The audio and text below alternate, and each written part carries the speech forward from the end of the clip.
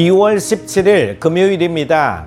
사무엘상 말씀을 묵상하면서 하나님이 진정 원하시는 뜻을 깨닫고 믿음으로 바로 서시는 큐티 가족들 되시기를 축복합니다. 오늘 하루도 어디를 가든지 무엇을 하든지 누구를 만나든지 복음의 통로가 되시고 십자가의 전달자가 되시기를 축복합니다. 오늘 함께 묵상할 말씀은요, 사무엘상 14장 24절에서 35절입니다. 이날에 이스라엘 백성들이 피곤하였으니 이는 사울이 백성에게 맹세시켜 경계하여 이르기를 저녁 곧 내가 내 원수에게 보복하는 때까지 아무 음식물이든지 먹는 사람은 저주를 받을지어다 하였음이라. 그러므로 모든 백성이 음식물을 맛보지 못하고 그들이 다 수풀에 들어간즉 땅에 꿀이 있더라.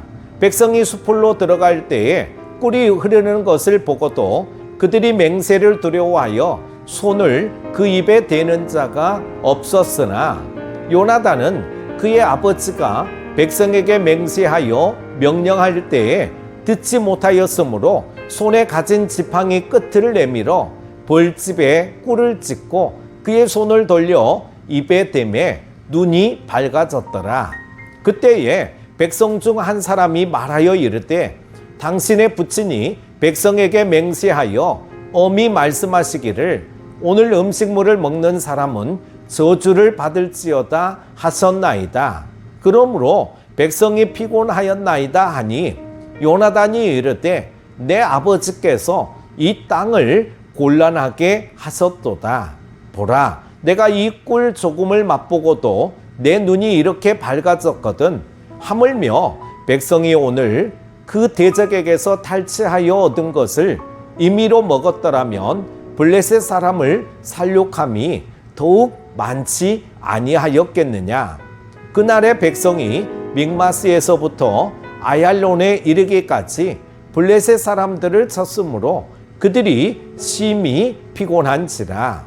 백성이 이에 탈취한 물건에 달려가서 양과 소와 송아지들을 끌어다가 그것을 땅에서 잡아 핏째 먹었으니 무리가 사울에게 전하여 이르되 보소서 백성이 고기를 핏째 먹어 여호와께 범죄하였나이다.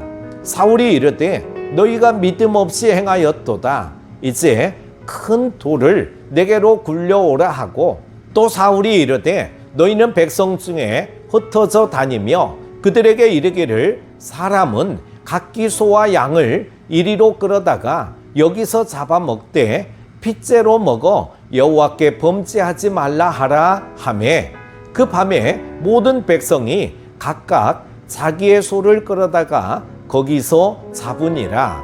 사울이 여호와를 위하여 제단을 쌓았으니 이는 그가 여호와를 위하여 처음 쌓은 제단이었더라. 아멘.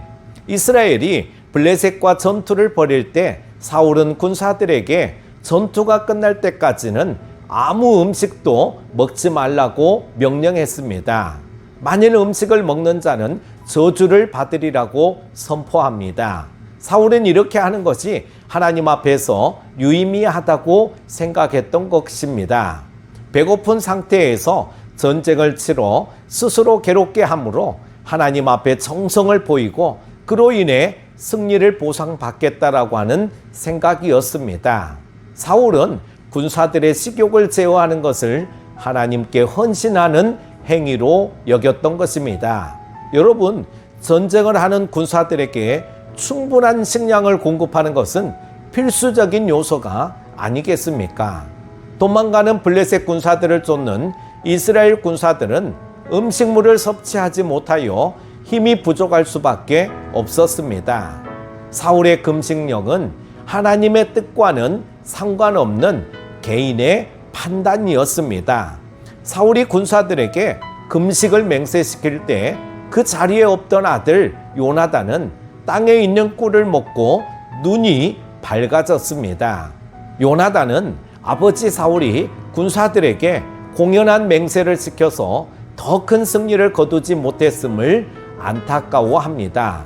사울의 맹세와 상관없이 하나님이 승리를 주셨는데 사울은 마치 자신이 그 전쟁을 주도하는 것처럼 교만하게 행동했습니다.